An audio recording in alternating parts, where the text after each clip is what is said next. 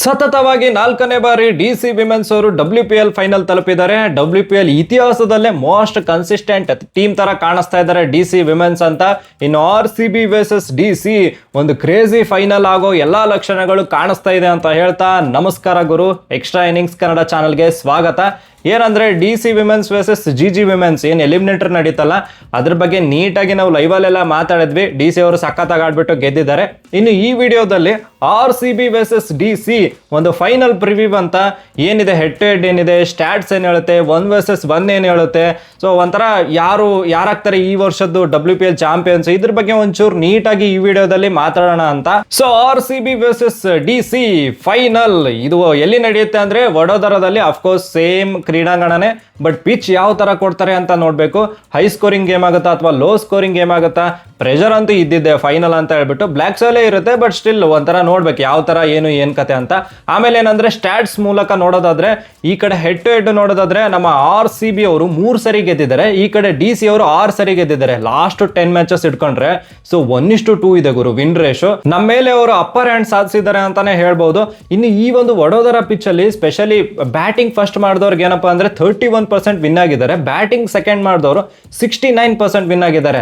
So batting first average 156 ಇದೆ, batting second average ನೋಡೋದಾದ್ರೆ 149 ಇದೆ.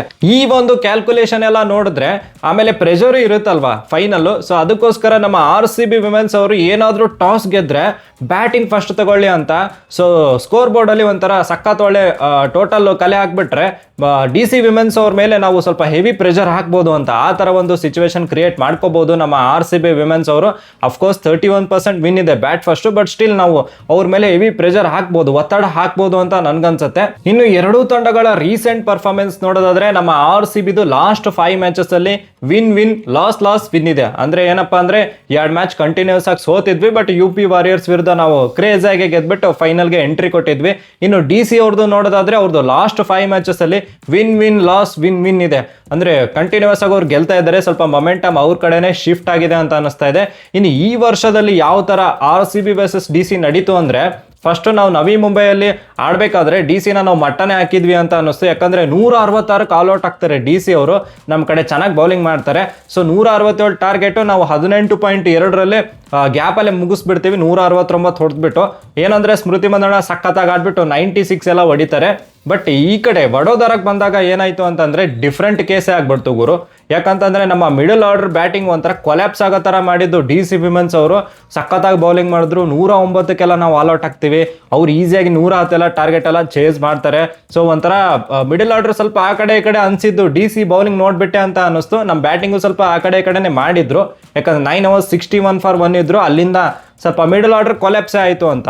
ಸ್ಟ್ಯಾಟ್ಸ್ ಈ ತರ ಹೇಳಿದ್ರೆ, ಇನ್ನು ನೆಕ್ಸ್ಟ್ ಏನಪ್ಪಾ ಅಂತಂದ್ರೆ 1 ವರ್ಸಸ್ 1. ಸೊ ನಾನು ಫಸ್ಟ್ 2 ವರ್ಸಸ್ 2 ಅಂತಾನೆ ಹೇಳ್ತೀನಿ. ಯಾಕಂದ್ರೆ ಈ ಕಡೆ RCB ಬೌಲಿಂಗ್ ನೋಡಿ, ಈ ಕಡೆ bell madam, dot ball specialist bell madam, ಆಮೇಲೆ ಸಯಾಲಿ ಮೇಡಮ್, ಇವ್ರಿಬ್ರು ಸೇರ್ಬಿಟ್ಟು ಈ ಕಡೆ ಡಿಸಿ ವಿಮೆನ್ಸ್ ಓಪನರ್ಸ್ ಅವ್ರ ವಿರುದ್ಧ ಯಾವ ತರ ಬೌಲಿಂಗ್ ಮಾಡ್ತಾರೆ ಅದು ತುಂಬಾ ಇಂಪಾರ್ಟೆಂಟ್ ಆಗುತ್ತೆ. ಲೀ ಮತ್ತೆ ಶಫಾಲಿ ವರ್ಮಾ, ಯಾಕಂದ್ರೆ ಈ ಓಪನರ್ಸ್ ಮೊಮೆಂಟಮೇ ಶಿಫ್ಟ್ ಮಾಡೋ ತರ ಮಾಡ್ಬಿಡ್ತಾರೆ ಆ ತರ.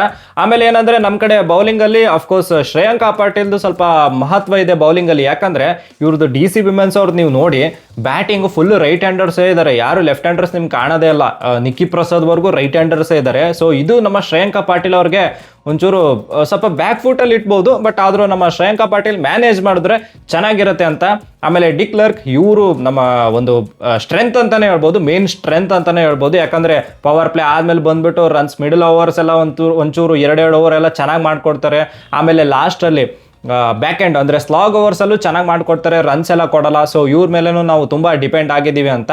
ಇನ್ನು ಡಿಸಿ ವಿಮೆನ್ಸ್ ಕಡೆ ನೋಡೋದಾದ್ರೆ, ಎಸ್ ಅಫ್ಕೋರ್ಸ್ ಅವ್ರಿಬ್ರು ಬೌಲರ್ಸ್ ಇದಾರಲ್ಲ, ಮರಿಜಾನ್ ಕ್ಯಾಪ್ ಅಂಡ್ ಈ ಕಡೆ ಹೆನ್ರಿ ಮೇಡಮ್ ಬಾಲ್ ಎಲ್ಲ ತೇಲಿಸ್ತವ್ರೆ. Marizanne Kapp on any given day ಒಂಥರ ಸಕ್ಕತ್ತಾಗಿ ಬೌಲಿಂಗ್ ಮಾಡ್ತಾರೆ, ಎಕನಾಮಿಕಲ್ ಬೌಲಿಂಗ್ ಬೇರೆ ಮಾಡ್ತಾರೆ. ಸೊ ನಮ್ಮ ಓಪನರ್ಸ್ ಯಾವ ತರ ಅವ್ರ ವಿರುದ್ಧ ಆಡ್ತಾರೆ ವಿಕೆಟ್ಸ್ ಕಾಯ್ದಿರಿಸ್ಕೊಂಡ್ರೆ ಒಳ್ಳೇದು ಅಂತ ಯಾವ ತರ ಆಡ್ತಾರೆ ನೋಡ್ಬೇಕು. ಆಮೇಲೆ ಸ್ಮೃತಿ ಮಂದಣ್ಣ ವರ್ಸಸ್ ಆಫ್ ಸ್ಪಿನ್ನರ್ ಈ ಕಡೆ ಮಿನ್ನು ಮಣಿ ಎಲ್ಲ ಇದ್ದಾರೆ. ಸೊ ಅವರು ಒಂಚೂರು ನಮಗೆ ಕಾಟನು ಕೊಟ್ಟಿದ್ರು ನಮ್ಮ ಸ್ಮೃತಿ ಮಂದಣ್ಣ ಅವ್ರಿಗೆ ಹೋದ್ ಮ್ಯಾಚ್ ಅಲ್ಲಿ. ಬಟ್ ಈ ಮ್ಯಾಚ್ ಅಲ್ಲಿ ಸ್ವಲ್ಪ ಮ್ಯಾನೇಜ್ ಮಾಡ್ಕೋತಾರೆ ಅಂತ ಅನಿಸ್ತಾ ಇದೆ. ಆಮೇಲೆ ನಮ್ದು ಸ್ಮೃತಿ ಮಂದಣ್ಣ ಬಿಟ್ರೆ ಬಾಕಿ ಇರೋರೆಲ್ಲ ರೈಟ್ ಹ್ಯಾಂಡರ್ಸ್ ಇದ್ದಾರೆ. ಜಾರ್ಜ್ ಹವಾಲ್ ಆಯ್ತು, ರಿಚಾ ಘೋಷ್, ರಾಧಾ ಯಾದವ್, ಆಮೇಲೆ ಡಿಕ್ಲರ್ಕ್ ಮೇಡಮ್ ಎಲ್ಲರೂ ಒಂಥರ ರೈಟ್ ಹ್ಯಾಂಡರ್ಸ್ ಇರೋದ್ರಿಂದ ಈ ಶ್ರೀಚರಣಿ ಅಂತ ಇದಾರಲ್ಲ DC ವಿಮೆನ್ಸ್ ಕಡೆ, ಅವರು ನಮಗೆ ಕಾಟ ಕೊಡ್ಬೋದಾ ಅಂತ. ಯಾಕೆಂದ್ರೆ ಇವರು ಲೆಫ್ಟ್ ಆರ್ಮ್ ಸ್ಪಿನ್ನರ್ ಆಗಿರೋದ್ರಿಂದ ಮಿಡಲ್ ಓವರ್ಸ್ ಅಲ್ಲೂ ಎಕನಾಮಿಕಲ್ ಬೌಲಿಂಗ್ ಮಾಡೋದ್ರಿಂದ ನಮ್ಮವರು ಸ್ವಲ್ಪ ಸಖತ್ತಾಗಿ ಆಡ್ಬೇಕು, ನಮ್ಮ ಪ್ಲೇಯರ್ಸ್ ಎಲ್ಲ ಚೆನ್ನಾಗಿ ಮಾಡ್ಕೊಡ್ಬೇಕು ಇವ್ರ ವಿರುದ್ಧ ಅಂತ. ಆಮೇಲೆ ಮೇನ್ ವೆಪನ್ ಅವ್ರಿಗಿರೋದು ನಂದಿನಿ ಶರ್ಮಾ ಅಂತ. ಅವರು ಡೆತ್ ಅಲ್ಲಿ ಸಕ್ಕತ್ತಾಗಿ ಬೌಲಿಂಗ್ ಮಾಡ್ತವ್ರೆ. ಅಂದ್ರೆ ಅಫ್ಕೋರ್ಸ್ ನಿನ್ನೆ ಮ್ಯಾಚ್ ಅಲ್ಲಿ ಸ್ವಲ್ಪ ಒಡ್ಸ್ಕೊಂಡ್ರು, ಬಟ್ ಸ್ಟಿಲ್ 16 ವಿಕೆಟ್ಸ್ ಎಲ್ಲ ತೆಗ್ದಿದ್ದಾರೆ ಗುರು. ಅಷ್ಟೊಂದು ಈಸಿ ಅಲ್ಲ ಅವ್ರ ವಿರುದ್ಧ ಆಡಕ್ಕೆ, ಸ್ವಲ್ಪ ಸ್ಲಿಂಗಿ ಆಕ್ಷನ್ ತರ ಇದೆ ಅವ್ರದ್ದು. ಸೊ ಅವ್ರನ್ನ ಒಂಚೂರು ನೋಡ್ಕೊಂಡು ಅವ್ರ ವಿರುದ್ಧನೂ ಚೆನ್ನಾಗಿ ಆಡ್ಕೊಟ್ರೆ, ನಮ್ಮ ಬ್ಯಾಟ್ಸ್ಮನ್ಸ್ ಚೆನ್ನಾಗಿ ಆಡ್ಕೊಟ್ರೆ ಬೌಲರ್ಸ್ ಮ್ಯಾನೇಜ್ ಮಾಡ್ಬೋದು ಅಂತ. ಒಟ್ನಲ್ಲಿ ಸ್ಟ್ಯಾಟ್ಸ್ ಆಯ್ತು, 1 vs 1 ಹೆಡ್ ಟು ಹೆಡ್ ಇದೆಲ್ಲ ಈ ವಿಡಿಯೋದಲ್ಲಿ ಹೇಳಿದ್ದೀನಿ. ಇನ್ನು ಏನಪ್ಪಾ RCB ಅವರು ಸೆಕೆಂಡ್ ಟ್ರೋಫಿ ಲೋಡಿಂಗ್ ಅಂತ ಅನ್ಸುತ್ತಾ, ಅಥವಾ DC ವಿಮೆನ್ಸ್ ಅವರು ಸತತವಾಗಿ 3 ಬಾರಿ ಫೈನಲ್ ಬಂದ್ಬಿಟ್ಟು ಸೋತಿದ್ದಾರೆ, ಈ ಬಾರಿ ಆದ್ರೂ ಫೈನಲ್ ಬಂದಿದ್ದಾರೆ. ಸೊ ಇವರು ಪ್ರಪ್ರಥಮ ಬಾರಿಗೆ ಕಪ್ ಹೊಡಿತಾರ, ಇದೊಂಚೂರು ನೋಡ್ಲೇಬೇಕಾಗಿದೆ. ಮಜಾ ಅಂತೂ ಇರುತ್ತೆ ಈ ಫೈನಲ್. ಆಮೇಲೆ ನಿಮ್ಗೆ ಏನ್ ಅನ್ಸುತ್ತೆ, RCB ಸೆಕೆಂಡ್ ಟ್ರೋಫಿ ಲೋಡಿಂಗ್ ಅಂತ ಅನ್ಸುತ್ತಾ, ಅಥವಾ DC ಅವರು ಪ್ರಥಮ ಬಾರಿ ಕಪ್ ಗೆಲ್ತಾರೆ ಅಂತ ನಿಮ್ಗೆ ಅನ್ಸುತ್ತಾ?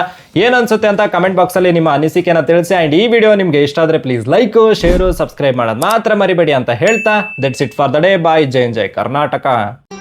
ಮತ್ತೆ ಭೇಟಿಯಾಗೋಣ. ನಮಸ್ಕಾರ.